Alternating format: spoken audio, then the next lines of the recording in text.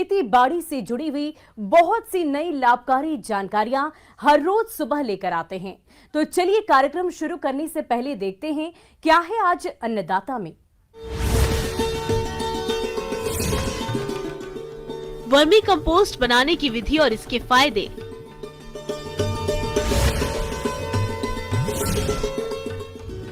अब कटिहार से ले सकेंगे किसान मशरूम के बीज।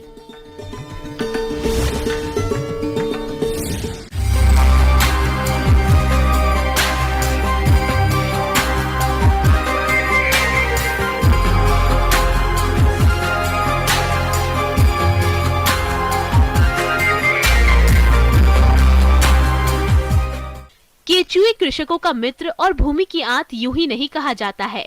ये केचुए पोषक तत्वों से भरपूर उत्तम जैव खाद का निर्माण करते हैं। जी हाँ, खेती बाड़ी के क्षेत्र में देखा जाए तो आज वर्मी कंपोस्ट से बेहतर और कोई दूसरी खाद नहीं है। ये न केवल काफी सस्ती खाद है, बल्कि किसान इसे खुद आसानी से तैयार कर सकते हैं।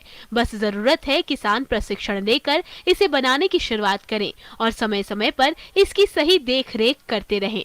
अगर आपको इसकी जानकारी नहीं है तो घबराइए मत। आज हम आपके लिए लेकर आए हैं वर्मी कंपोस्ट के बारे में समुचित जानकारी, तो देखें और लाभ उठाएं।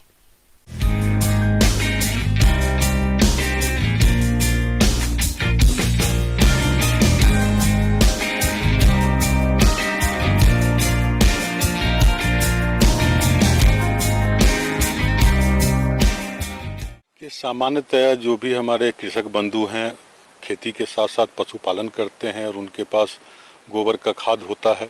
सामान्यतः जो भी पशुओं से गोबर निकलता है वो इकट्ठे ढेर में रखते हैं और अगले सीजन में यानी खरीफ में जो इकट्ठा हुआ उसको रबी वाले फसल से प्रारंभ में खेत तैयार करते वक्त में वो डालते हैं। लेकिन जबकि अब हम व्यावसायिक खेती कर रहे हैं, ऐसे में जो भी हम खाद डाल रहे हैं उसका समय से हमारे पौधों को उसको लाभ मिल सके, इस कड़ी में केचुआ खाद बनाना एक बेहतर विकल्प है। केचुआ खाद का प्रयोग श्रेष्ठकर माना जाता है। जहां तक केचुआ खाद बनाने की विधि की हम बात करते हैं, 3-4 विधि है जिससे कि केचुआ खाद को हम लोग तैयार करते हैं। एक पिट मेथड है, एक जो टैंक मेथड है, एक है कि ढेर विधि है। वर्मी कंपोस्ट बनाने की कई विधियां प्रचलित है, लेकिन पिट विधि सबसे ज्यादा लोकप्रिय और लाभदायक विधि है। इस विधि में क्षेत्र का आकार आवश्यकता अनुसार रखा जाता है। आमतौर पर मध्यम वर्ग के किसानों के लिए 100 मीटर वर्ग मीटर क्षेत्र पर्याप्त रहता है। अच्छी गुणवत्ता की केचुआ खाद बनाने के लिए सीमेंट तथा ईंटों से पक्की क्यारियां बनाई जाती है, जिन्हें वर्मी बेड भी कहते हैं। प्रत्येक क्यारी की लंबाई 3 मीटर, चौड़ाई 1 मीटर और ऊंचाई लगभग 30 से 50 सेंटीमीटर रखते हैं। 100 वर्ग मीटर क्षेत्र में इस प्रकार की लगभग 90 क्यारियां बनाई जा सकती है। इसके लिए जमीन से थोड़ा ऊपर उठी हुई जगह का चुनाव करना चाहिए। जो हमारी तालाब के बालू हैं उसका छिड़काव करके एक लेयर उसका देते हैं। उसके बाद जो हमारे भूसा अवशेष में बचे हुए हैं, पशु आहार में जो भूसा देते हैं या सड़े हुए जो हमारे भूसा है, उसको हम 2 से 3 इंच डाल देते हैं। उसके बाद हम जो हमारा सड़ा हुआ गोबर है, यानी जो हमारे गोबर के ढेर पहले से हैं, उनको हम प्रयोग करने से पहले थोड़े छायादार जगह में फैला देते हैं। उसको हम फिर लगभग आधा मीटर की ऊंचाई तक हम उसको अपने जो हमारे पिट बनाए हैं 1 मीटर चौड़ा और लंबाई अपनी सुविधा के हिसाब से उसके ऊपर डालते हैं। फिर प्रति 1 क्यूबिक मीटर के हिसाब से हम 1 किलो केचुआ, जो कि अमूमन 1 किलो में 1000 केचुआ के आसपास हम मान के चलते हैं, तो उस केचुआ को हम उसके ऊपर धीरे से छोड़ देते हैं और थोड़ा देर इंतजार करने के बाद वो सारे केचुआ हमारे गोबर के अंदर चले जाते हैं। फिर हम 1/2 मीटर जो हमारा बचा हुआ है उस गोबर को हम उसके ऊपर डाल देते हैं और फिर सुविधा के हिसाब से चाहे हम पुआल या जो जूट का हमारा बैग है उससे उसको ढक करके और फव्वारा से हम उस पर नमी देते हैं। क्यारियों को तेज धूप वर्षा से बचाने और केंचुओं के तीव्र प्रजनन के लिए अंधेरा रखने के लिए घास फूस बने से छप्पर और चारों ओर हरी नेट से ढकना लाभकारी होता है। इसके अलावा आजकल HDPE प्लास्टिक से बनी हुई वर्मी पिट भी बाजार में उपलब्ध है, जिनमें आसानी से केंचुआ खाद बना सकते हैं और इनका उपयोग कई वर्षों तक कर सकते हैं।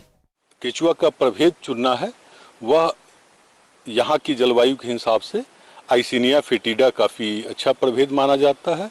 दूसरा है यूटिलस यूजेना, ये दोनों प्रभेद केचुआ उत्पादन के लिए, केचुआ खाद उत्पादन के लिए काफ़ी श्रेष्ठकर हैं। इनके चुनाव का 2-3 मूल आधार है। एक कि इसमें रिप्रोडक्शन काफ़ी अच्छा होता है, यानी अगर मौसम अनुकूल है तो 1000 केचुआ जब हम ढेर में डालते हैं तो ये 5 से 10 हज़ार तक हो जाता है। दूसरा क्या है कि ये इसमें खाद बनाने की जो दर है वो काफ़ी अच्छा है।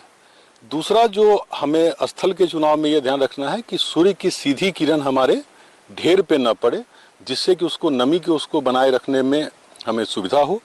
दूसरा है कि बरसात का अगर सीधा पानी उस पर पड़ेगा तो अधिक नमी होने के कारण जो हमारे पोषक तत्व हैं वो बाहर बर्बाद हो जाएंगे। सामान्यतया 45 से 60 दिनों के अंदर में हमारा केचुआ का खाद बनके तैयार हो जाता है और तैयार खाद की जो निशानी है वो भूरा रंग का गंधहीन जब हमारा तैयार हो जाए तब हम यह मान लेते हैं कि हमारा केचुआ का खाद तैयार हो गया है। और हमें जो विशेष तौर पे ध्यान रखनी है, क्योंकि इसमें पोषक तत्वों की हारस न हो, इसलिए जब हम केचुआ के तैयार खाद को मुट्ठी में बांधते हैं तो वो गेंद के रूप में ले लेता है और पुनः जब हम उसको तोड़ेंगे तो पूरा का पूरा वो बुरबुरा होकर निकल जाएगा और हमारे हाथ में जस्ट पानी की एक रेखा सी हल्का सा आभास होगा कि मेरा हाथ थोड़ा सा चिपचिपा सा है, यानी गीला है।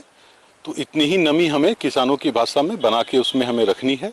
अनुकूल आर्द्रता, तापक्रम तथा हवा में परिस्थितियों में 25 से 30 दिनों के उपरांत बेड की ऊपरी सतह पर 3 से 4 इंच मोटी केचुआ खाद एकत्र हो जाती है। इसे अलग करने के लिए बेड की बाहरी आवरण सतह को एक तरफ से हटाते हैं। ऐसा करने पर जब केचुए बेड में गहराई में चले जाते हैं तब केचुआ खाद को बड़े से आसानी से अलग कर सकते हैं। खाद की पलटाई या तैयार कंपोस्ट को एकत्र करते समय खुरपी या फावड़े का प्रयोग कदापि नहीं करना चाहिए। तो आमतौर पे किसान जब पहली बार केचुआ खाद तैयार करना शुरू करते हैं तो अधिक मात्रा में केचुआ को मंगाते हैं। अगले बार जब उनको 3 महीने के बाद जब दोबारा उनको रॉ मटेरियल देना होता है तो केचुआ की संख्या के हिसाब से हमें 5 गुना अधिक बड़ा ढेर बनाना पड़ता है। तो हम लोग का सुझाव होता है कि आप कम केचुआ के साथ कीजिए, जिससे कि आगे आप खाद के साथ साथ केचुआ का भी प्रयोग कर सकें।